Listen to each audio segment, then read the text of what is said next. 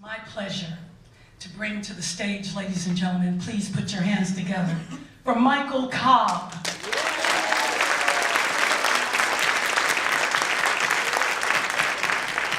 Everybody doing tonight? Can I tell y'all the story? Yes. Can I tell y'all the story? Yes. All right. All right, for my story, I need everybody to go back to 1987 here in Detroit.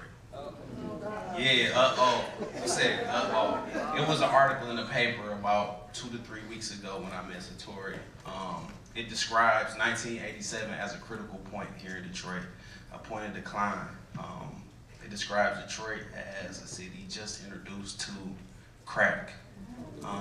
It describes it as having some 1,000 crack houses.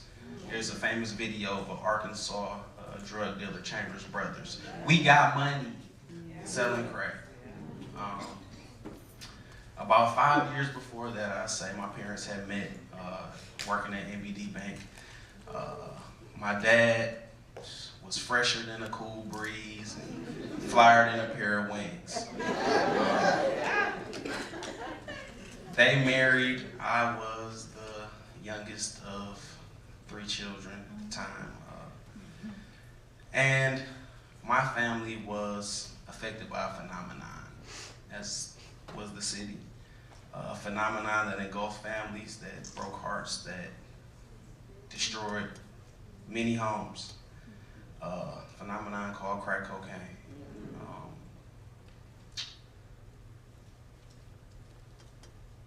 I would say probably around 3 or 4. My sister and I, we didn't know what was going on. So, like normal, regular children, we would ask our mother to go, see our father. And so one particular evening, my mother took us to go see my father. He was living in an apartment, who knows where, in Detroit. And as I walked in, well, let me tell you, immediately before I walked in, my sister tells me, listen, you gonna stay this weekend, and if everything go right with you,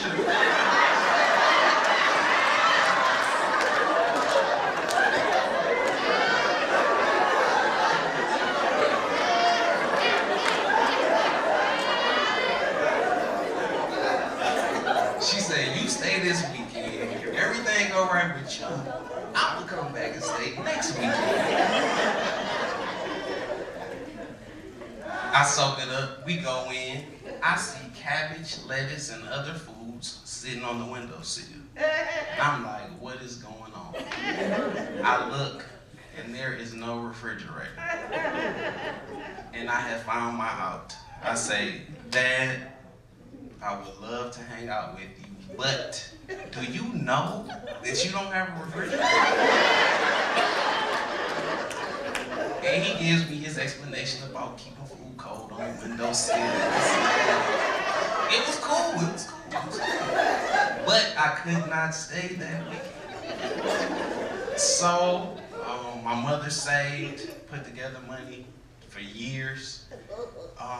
And eventually she moved us from our neighborhood over there on Evergreen and Joy Road, Stout. Clap now, you drive over there right now.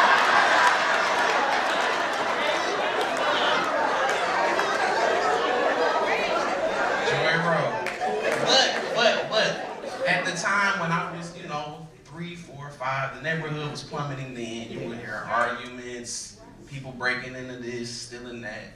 And, eventually my mother saved up enough to move us from that neighborhood to Rosedale Park. Can I get on my Rosedale Park? Yeah. So, I was able to go outside, ride my bike, meet neighbors, have friends, company, like regular stuff. And I'd say I was getting up to about maybe 11, 12, and one day, I asked my mom, I say, are you trying to keep me from my dad? You don't ever really take me over there. You never really put us together. She was appalled, and to this day, I have not lived that down. I mean, seriously, like I still haven't lived it down. And she told me, get your stuff together right now. And she took me over my grandmother's house where my father was living at the time. He was taken from her and she was given to him. My grandmother loved my father like God loves his only son. And it was that relationship, between my father and his mother that helped me grow. But this particular time I went over there, I was rejected. My dad and his girlfriend, who is still his girlfriend to this very day. This is my stepmom, just straight up. They smoked crack that day in the basement and ignored me. I was sitting upstairs the whole day. And I was so upset that I couldn't even get it out. I didn't know how to describe my feeling. And so my hurt turned to anger and my anger turned to withdrawal. And we had rough years where he and I didn't speak, where I didn't want to speak to him and I'm not sure he wanted to speak to me. It was strong words and strong feelings there. But it was the passing of my grandmother that allowed me to see pain and care in my father. And it was at that time that I recognized he does care about family. He does know that family is there. He just can't help himself right now. And so as I went into high school, I had tried to replace him with other male figures in my life. I met a lawyer that lived down the street from me by the name of Odie Uddybeck. I had an uncle named Reggie that I played basketball with. He's a truck driver. Shocked me. He made $80,000 one year driving trucks, minus the fuel and taxes. But you can make money. But I had came to replace him with the village, as it takes a village to raise a child. So as I'm going into high school, I try to reach out to him a little bit more. And in the 10th grade, I made an appointment with my dad to play basketball. And when I came to his house, I met a man that was so high, I'm not sure he recognized me, at least not right off. And at that time, it was the only thing I could do was to get out of his way. And our relationship struggled from then on. But as I was in high school, I didn't depend on his affection or attention or his advice on how to be a player or an athlete or whatever else. I had, people there specifically for that at this time. And I was going to Cass Tech. Can I get one? And so, at this time, I need to let y'all know I'm class of 05. But there's something very important about class of 05. I was the last class to graduate from the old building. I'm your connection with the old school, right here. So, inside the old school, there was a mural that had Kwame Kilpatrick on there. No, it wasn't no Lord back then. You gotta remember, when I was 15 years old, Kwame was elected mayor.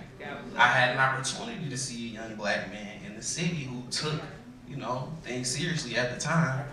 And I had an opportunity and believed that if I took school seriously, I could do things and go places. And so I graduated high school, went to undergrad. Things weren't really, patched up with my dad. And as I graduated school and worked for a year for the man, where you're questioned and don't question, and where you show up on time or else. And I couldn't take it. I'm an expressive individual. I think my opinion matters, all of that. And so I reached out to my mentor, Odie Uddybeck, about going to law school. He was a lawyer. And it just so happened that the law school he went to was in Baton Rouge, Louisiana, the birthplace of my father's father and his father's father. And I had an opportunity to meet my family and be with them for an extended period of time and know where I came from without dealing with what I had known to become disappointment. And I went there for law school. And I was reintroduced to my dad's brother, Donald Cobb. And he is how I got in front of you guys tonight. I read the newspaper on a very regular basis because he wouldn't have it any other way. He's also a truck driver. Go figure. So, I'm going through law school, meeting my dad's family, getting in touch with them. You know, patching things up with my dad a little bit here and there. And as my graduation drew near, I told my father, I said, I want you to come to my graduation, my law school graduation in Baton Rouge with your family, where you're from. We sitting there talking, middle of the night, we having some beers, he crying. I'm like, it's cool. Just come. And I stayed on him. I said, listen, I'm telling you this is January 2013, this year. I said, if you don't come, I'm gonna hold it against you. And when I said I'm gonna hold it against you, I don't mean I'm gonna hate you, I don't mean I'm gonna fight you. I mean, when you in the middle of telling one of your friends, yeah, this is my son, he just graduated from law school, blah, blah, I'm gonna break up. And you ain't even come to my graduation. And so, none of that was necessary. 5 months later, my dad hops off a plane into my car after he bought his ticket, worked, did whatever he had to do, mustered up whatever he had to muster up, and he made it down there to my law school graduation.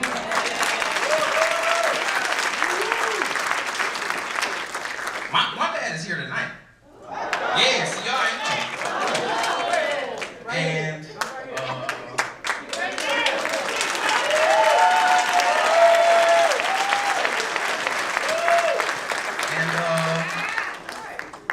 after going through the whole thing and all of that, now I'm going into criminal law because everybody who catches a criminal case isn't necessarily a criminal.